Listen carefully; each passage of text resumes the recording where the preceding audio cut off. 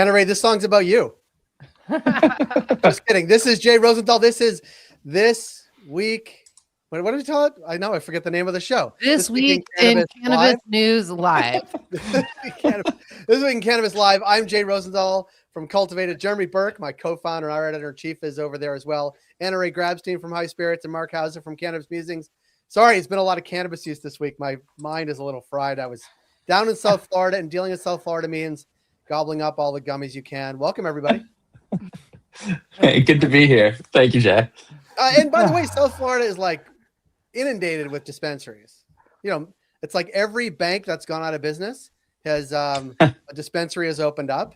But it's like, as you guys, I don't know if you spend time in South Florida, like it's not the most welcoming environment. They're all boarded. Like you can't see in, you know, they're like banks with vaults in them. There are drive-throughs that I don't think are open. So like, it's a weird setting, but someday Florida will have, you know, well, it's a medical only market. So for a tourist like you that's there, it's a lot harder to get to go check out the scene anyway. And yeah, my brother lives how down big there. the market got. There's licenses galore.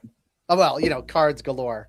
Yeah, but it is a pretty locked down market, I would say, obviously. But anyway, that's how I spent my week. Everybody good? There's like not a ton of cannabis news this week. No. I mean, there's lots happening inside people's businesses, but maybe less press releases. It's all happening behind the scenes. Right. And one of the things that is happening, ironically, and Mark, you wrote about it this week, while it's sort of, we're all sort of waiting for the ALJ hearing stuff, the rescheduling stuff to come out.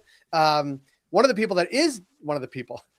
entities or bodies doing work is actually Congress, which sort of bucks the trend. And one of the things, I'm calling it Hempapalooza. Anybody want to describe what's happening on the hemp front in Congress? Because it does seem like, we wrote about it today, there's not nothing.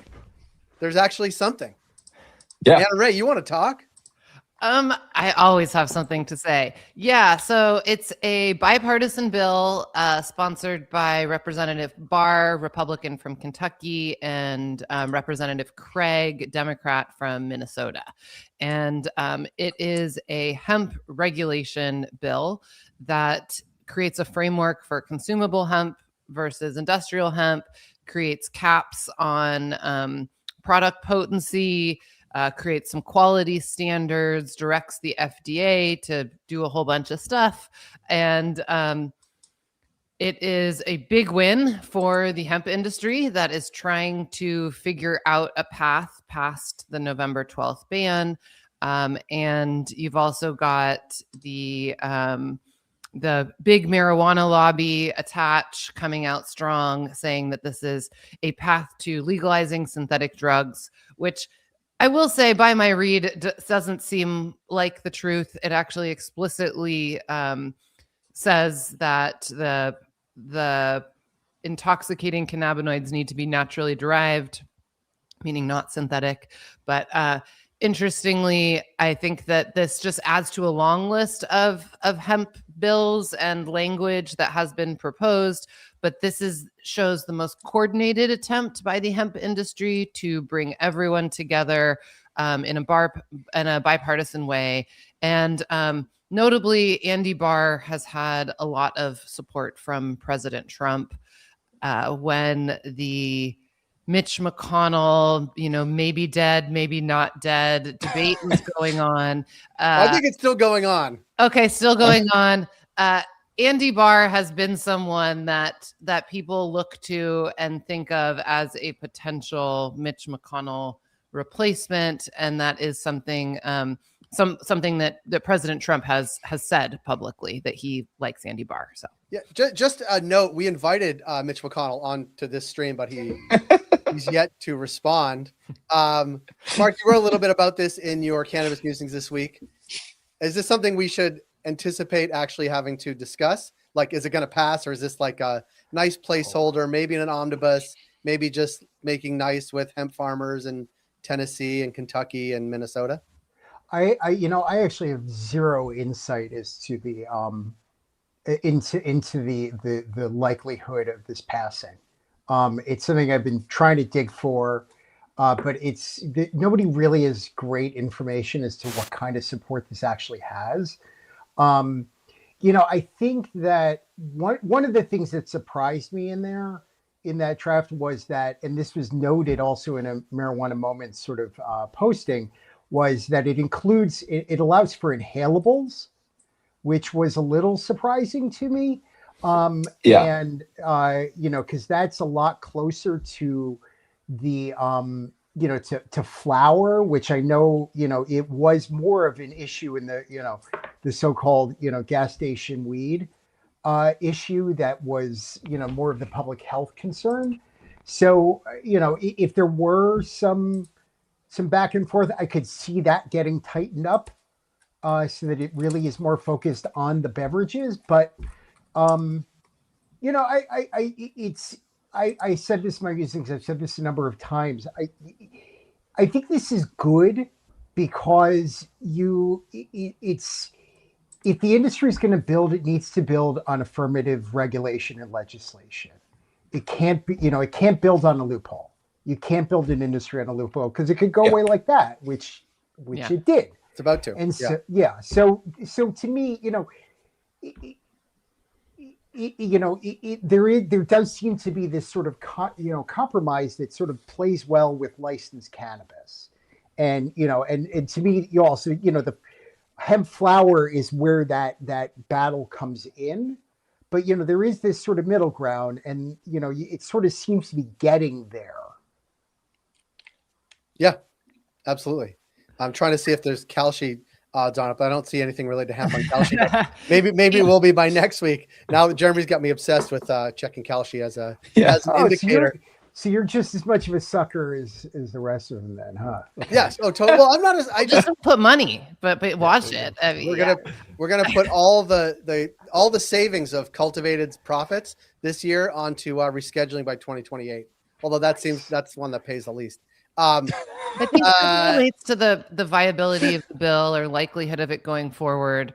Again, I also don't have inside information, but I will say that it seems like with the people who are boots on the ground in DC, the bill represents a formal introduction of language and a process to get a conversation started. I don't think that anyone necessarily sees a standalone bill moving, but that it could get included in a continuing resolution in the coming couple months, and that's what people are looking for. And I think you're spot on, Mark, in highlighting the elephant in the room, so to speak, about inhalables, and that could definitely be something that ends up on the chopping block from my perspective, but is also one of the ways that the hemp industry was able to unify behind this bill, because there has been so much division from the businesses that are selling those inhalable products getting in the way of things like beverage only bills. And everybody needed to come together and show one unified perspective in order for anyone to pay attention in DC, I think. Yeah. When we were ending last year, going into this year, maybe it was January, we did some predictions or some look aheads about what 2026 would hold. We knew that there was going to be, some rescheduling stuff, but we talked about, I think we probably all agreed that there was going to be some deal making. There was early in the year. And now I don't know if we're in a pause, but it seems like only one company is making deals right now, and that's Vireo. So I'm calling this ? Year of M&A. And if you that emoji the emoji there is like a merge, like two roads merging. Oh yeah, sorry, it's not a great one. Emojis, like they're limited in what they can and will do. But Jeremy, what's been going on sort of the deal and merger front that is interesting or maybe not interesting that you're watching? Yeah, no, I mean, I think it's picking at the bones of the Cannabist, right? I mean, that's kind of the most interesting detail. It's all the Minnesota assets are part of a recent deal. Fluid divesting from Florida, like it's putting the pieces together on the map. So I think it's interesting, and it's one of the few, I guess you'd call it MSO that is expanding right now. We hear a lot about, and many of you watching this, like there are a lot of layoffs in the industry. There's a lot of retrenchment. So, on the one front, it's I wouldn't say heartwarming, but it's positive to see them expand a little bit and to see some life and some juice. not quite reflected, in the stock price, but that's a sector problem, not a them problem. Yeah. So Well, good we're segue. watching it. Good segue, because Mark, you wrote in your Cannabis Musings about the cannabis companies that have reached the big board on the New York Stock Exchange.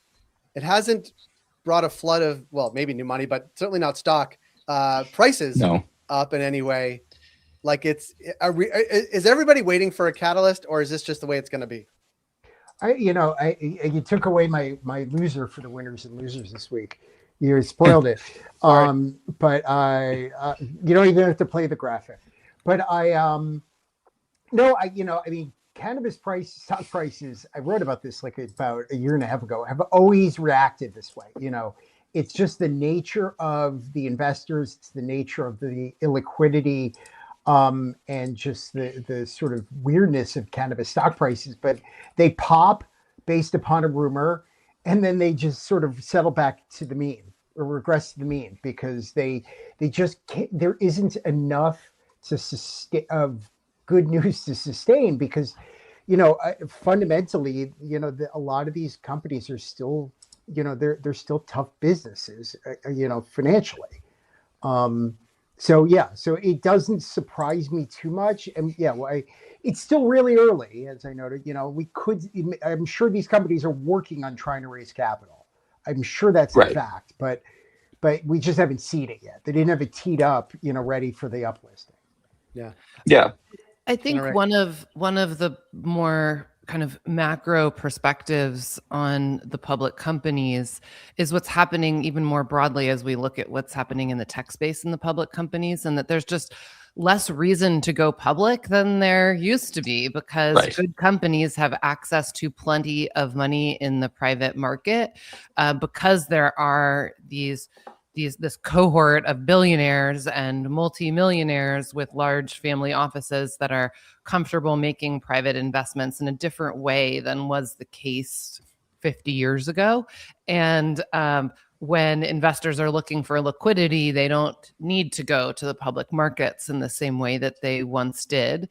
And I think that this plays into this whole question about what is going on with M&A in cannabis, because there are maybe not as many deals are closing right away, or there's not as many press releases, but there are deals getting done, and maybe they're more small deals or they're just between private companies, but there is less of a reason for more companies to be going public that aren't public already. Like, we don't see any news about companies that are great, successful private cannabis companies trying to access the public markets, because if you look at what's happened to everyone that's gone public, they've just eroded in value. I mean, they're lucky if they've only lost 50% in value.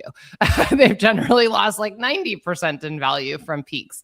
So it doesn't provide a very exciting path for investors at this point.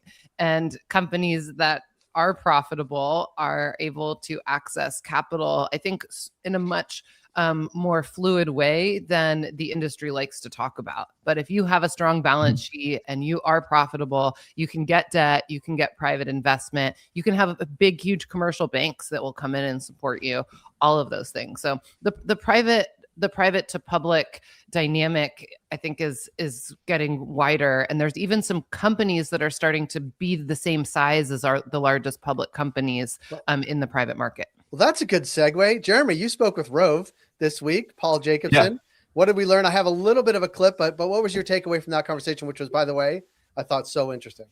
Yeah, no, it was super interesting. I mean, I think Paul has done a really good job building a company. And I was surprised. Like, I didn't know Rove was, before I was doing my little, background research, that Rove was doing $100 million in revenue. I mean, for a cannabis company, that's gigantic. And certainly, I asked him the question about, does he want to be a public company? And he said, I probably don't want to be a public company CEO, but if that's the right pathway for Rove to grow, then certainly we would be open to it. So, I did ask him the question point blank. But I thought it was a really interesting entrepreneurship story. I mean, just to build the business to that scale, 16 states, $100 million of revenue, with all the challenges that we talk about every single day, whether it's price compression, regulatory, just getting talent in these businesses. That's a hard thing to do. So, kudos to him. And also, he did it with a sibling, which I think is even more fascinating. His younger sister is a co-founder, and so I think it was a fun kind of entrepreneurship story for sure. So you and your brother are incorporating a business right now, Jared? I don't think so. Yeah. I've been trying to get my brother to go into business with me for years, and he keeps rejecting me, and I really take it personally. What business? It's more like I'm trying to get him to buy real estate with me, and he doesn't want to. But I would do that with my brother. I don't know. I still can't walk correctly, and I'm 34 years old, and he's 37. So I could imagine what doing a business challenge would be like with him. But Fair I enough. love him to death. Still, Fair enough. One thing that I did want to ask, especially you, Mark, because you weren't with us last week, I don't think. Is there any way we're going to know what's going on with, when are we going to know what we know? Nope. Or not know? Nope. No idea. Nope. Unless you're talking to the judge directly and they spill some beans, but no, we really won't. Yeah. I have a prediction. It's going to be the Friday before Labor Day. When no one is paying attention. When no one's paying attention. That's sort of that's the MO of this particular hearing. I would choose a Friday. If I had to choose any Friday, I would choose the Friday before Labor Day when nobody's paying attention. Any other guesses? Are we betting? Kalshi? Actually, Kalshi does say something about it. Hold on one sec. I'll show you. Yeah. Well, and they do. Remember, all we're going to get is just sort of a factual finding. Right. We're not going to get any decisions on the law. We're not going to get any decisions on whether it's, we're not supposed to, on whether, the test is proper itself, all that, it purely is, does it meet, that's why all the real action is going to be in the lawsuits afterwards. It looks like the Kalshi money, well, obviously before January 20th. So it seems to be the betting market thinks is going to be in sometime in 2027. The problem is this question is so ambiguous. What is already won money? What is rescheduled?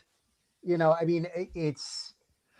Hey, Mark, will you talk us through? You said the big news is going to be about the lawsuits after. Can you explain what that process is going to be like? And is it absolutely going to stop rescheduling in its tracks while the lawsuits happen? Or is there a path for rescheduling to move forward and then for a lawsuit to change the outcome?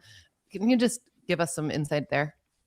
Yeah. So we're seeing this already playing out on the rescheduling of medical, where the final order was challenged by various groups in the DC Circuit, which is a federal appellate court. It goes directly to the appeals court in this process because of the nature of it. And it's challenging the legality of various things that were done in the order, such as, one of the challenges is that the sort of notice and comment process that's required by regulation wasn't followed.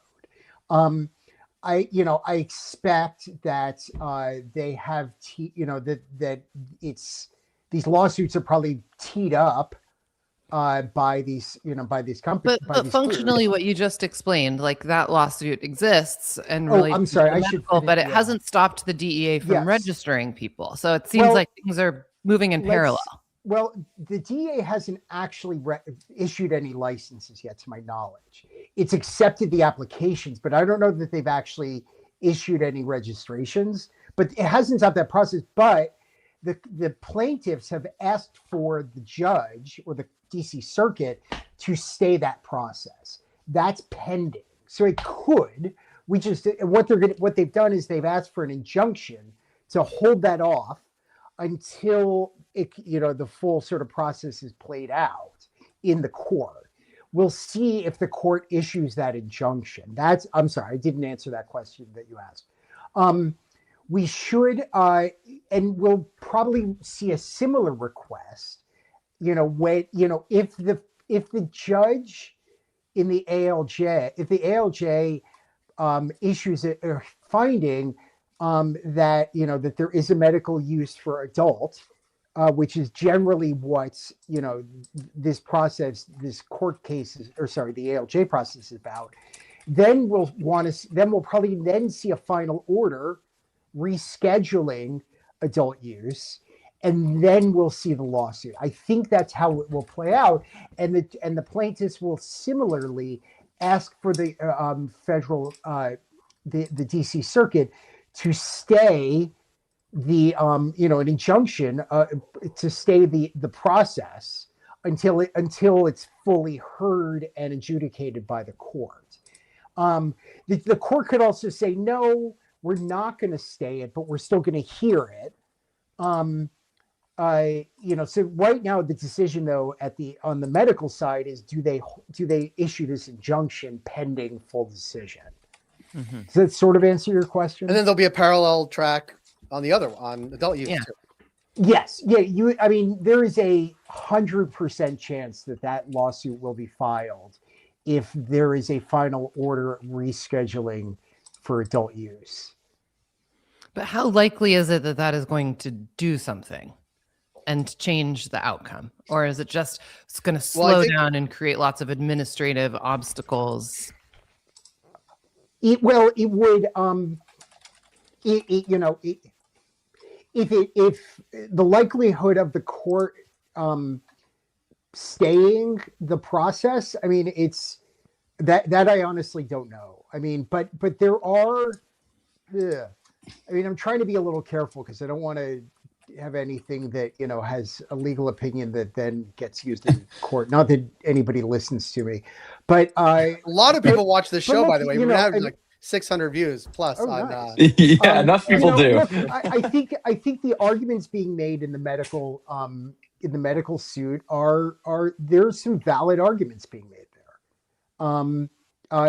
There's a lawyer, I'm blanking on his name, and I apologize to him for not remembering his name. There's a lawyer at Harris-Salowski who did a nice job of summarizing it all. Jason, thank you. Yeah. And and he does a good job, and it points out that particularly the notice and the public notice and comment period issue is a real issue. And there's some other stuff in there, and I think that the adult use will have even more issues because if you read the biggest challenge here is that if you really sort of read the final order for medical rescheduling holistically, it's really tied to fitting it into the single convention, which is the UN Convention on trafficking in narcotics. And the DEA created this FACACTA buy and sell process where you are selling your drugs to the DEA and then you're buying it back from them in order to basically, launder your drugs to then be able to sell. And that fits within the single convention as a medical use. And I don't know how you do that for rec. And so, so I think that's a lot of where the challenge will come to, is how do you come up with a final order that does that then is acceptable, But then again, Canada did it and nobody cared up there. But again, I don't think that Canada also had groups like Smart challenging all of this. This is gonna be a good reference for your cannabis music. It reminds me during Passover when you sell your bread. Yes. To make your house kosher. You sell the chametz, yeah. It's the same thing. You don't sell it to the DEA necessarily, but That's right. Yeah. Maybe you could. Anyway, did that answer your question enough? There's endless questions here and they're unanswerable, but thank you for trying. Are you all ready for everybody's favorite segment of the week? Here we go.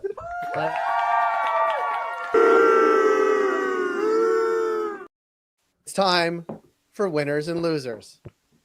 I've only stepped on one person so far, so Anna Ray, you're going to go first. I've got one. My winner is the California State Fair. The California State Fair this year is in its 5th year of hosting a very large cannabis activation in its regular multi-week state fair kind of big party that happens in Sacramento. The cannabis area is something like 100,000 square feet or something. I mean, it's this massive area that is right next to the 4-H cows and pigs and sheep and next to the carnival rides and all the things. It's a 21 plus area. I went on Saturday for the award ceremony as well, where products from licensed cannabis companies were celebrated and awarded the Golden Bear, which is the same award that people win for having the best cow or making the best quilt or whatever happens at the regular state fair. And they even had this year for the first time a home growers competition as well. There was public consumption. They had the World Cup up on a screen outside. It was really fun. It was really normal. And I recommend everyone to go, and I recommend every state to incorporate cannabis into their state fair as a true part of the agricultural heritage of our country and of the type of products that people love. So, love it. Nice. That's a good winner. Mark? I've got a loser. Unfortunately, the losers this week are some of the employees of CannaCraft, March and Ash, and NorCal Cannabis here in California, who were recently laid off en masse. And these are two companies that are some of the early big California players, and it sucks that these companies continue to sort of pare back, not just in California, but elsewhere. And, just the best of luck to those employees in finding, other jobs, either in the industry or outside. It sucks. It does suck. I have to make a comment on that. I was a founder of NorCal Cannabis. Yeah. I haven't been with the company for 5 years. Oh, that's right. Yeah. My heart goes out to all the people that were there and that are going through this. It's been a rough few years for sure. Santa Rosa has been an area that's been really hard hit by the struggles in California. Yep. Jeremy, winner, loser? My winner, reps Andy Barr and Angie Craig. Like, at least they took a second to think about a thoughtful, bipartisan way, albeit imperfectly, of course. We can all criticize the bill, but they took the time to think about it and deliver a bill. I mean, the shot clock is getting late, and so it's a good starting point. And, as someone who's covered the space for a long time, I'm honestly happy when I see any sitting representative do anything, whether it's, regardless of whether this bill will hit the floor, regardless of what happens, like anytime you can get elected officials to pay attention, to do things in a bipartisan way, to care a little bit, I think that's a big win. My other winner of the week is right now the Philadelphia 76ers. They just got LeBron James, unfortunately. So today's news. Today's news. Like about 8 minutes ago. Did you see this? Because I was just in Florida, and apparently the Miami Heat put up a YouTube event to have that there was going to be a live conference. But I guess that's I don't know. I was 100% sure he was going to go to Miami, and one of my group chats just popped up at 12:21. It's 12:29. So, it's very fresh news. Well, good for the 76ers. I'm trying to think how I don't like them, but good for them. I'm trying to think how that alters the Eastern Conference, but I guess that's a different day. I have a winner, and it's sports related as well. It's in our group chat on our thing, but this is the Oakland Ballers, which I guess is a baseball team, like an independent league baseball team. They're changing their name for a day to the Oaksterdam Blazers. They're going to be wearing Blazers uniforms in partnership with Oaksterdam University. Started as an April Fool's joke, and now it's a real thing. So they're going to have a game, Cannabis themed game. I've never heard of them. I don't know, you Bay Area people. I don't know if you have, but I do like this idea. I do like the concept. That's amazing. The Oakland Ballers are so cool. This is such a good call out, Jay. I saw this yesterday. You're so awesome for bringing this up. The A's were Oakland's original baseball team, and they got sold to this kind of person that Oaklanders do not love, who's taken them to Las Vegas. And Oakland is pissed about it. And then the Bs are the ballers, but they're called the Bs, kind of like the A's to the Bs. And they have a whole bunch of founders and funders behind them that are like some people from Green Day and old school rappers from Oakland have funded this. And the ballers in general are just this real like roots community effort in Oakland. And so to see them support cannabis like this and do this Blazers activation, so awesome. I would absolutely be there if I wasn't going to be out of town. People should go. And just yes. And I once worked 100 years ago on an effort to bring the A's to San Jose, which was like a big deal. And the San Francisco Giants would never let it happen. Just so you know, that the A's initially did want to stay in the Bay Area, just not in Oakland. And they were going to build a new stadium in San Jose, but the Giants wouldn't let them because they have territorial rights because Major League Baseball is a quasi-monopoly. All that said and done, good week overall. Absolutely.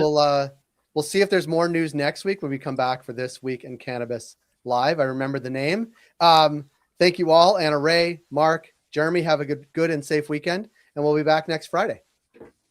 All right. Bye, y'all.